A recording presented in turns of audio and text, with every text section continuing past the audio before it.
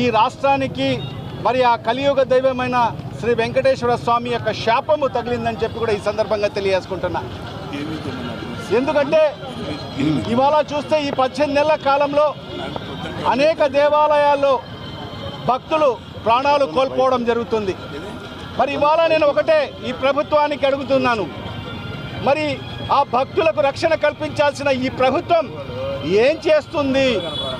మొద్దు నిద్రలో ఉందా ఈ ప్రభుత్వం అని చెప్పి కూడా ఈ సందర్భంగా మరి చంద్రబాబు నాయుడు గారిని నేను ప్రశ్నిస్తున్నాను.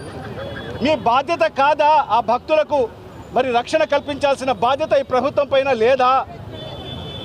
మొన్న చూశాం తిరుపతిలో సుమారుగా 6 మంది తొక్కిసలాటకు గురై మరి అక్కడ ప్రాణాలు కోల్పోయిన పరిస్థితి. మరి అదే కాకుండా వైజాగ్లో సింహాచలంలో మరి 7 మంది మరి ప్రాణాలు కోల్పోవడం జరిగింది, గోడ పడిపోయి. అంటే ఈ ప్రభుత్వం ఎంత నిర్లక్ష్యంగా ఉందంటే మరి ఆ భక్తులకు మరి వాళ్ళకు రక్షణ కల్పించాలని ఏ కోశైనా కూడా ఈ ప్రభుత్వం ఆలోచన చేయడం లేదు.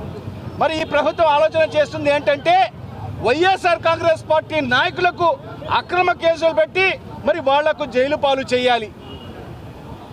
ప్రజలకు రక్షణ కల్పించాల్సిన బాధ్యత ఈ ప్రభుత్వానికి లేదు, భక్తులకు రక్షణ కల్పించాల్సిన బాధ్యత ఈ ప్రభుత్వానికి లేదు. మరి ఆ పూర్తి పోలీస్ యంత్రాంగానికి దేనికి వినియోగించుకుంటున్నారంటే వీళ్ళు ఈ ప్రభుత్వం పెద్దలు చంద్రబాబు నాయుడు గారు వైఎస్ఆర్ కాంగ్రెస్ పార్టీ నాయకుల్ని ఇబ్బంది పెట్టాలి, మరి జగన్మోహన్ రెడ్డి గారి అనుయాయులకు అక్రమ కేసులో మరి వాళ్ళకు అక్రమ కేసులు పెట్టి దొంగ కేసులు పెట్టి మరి వాళ్ళను జైలు పాలు చేయాలి. దానికి మాత్రం వీళ్ళు పోలీస్ యంత్రాంగాన్ని వాడుకున్న పరిస్థితి ఈరోజు ఈ రాష్ట్రంలో స్పష్టంగా కనిపిస్తుంది.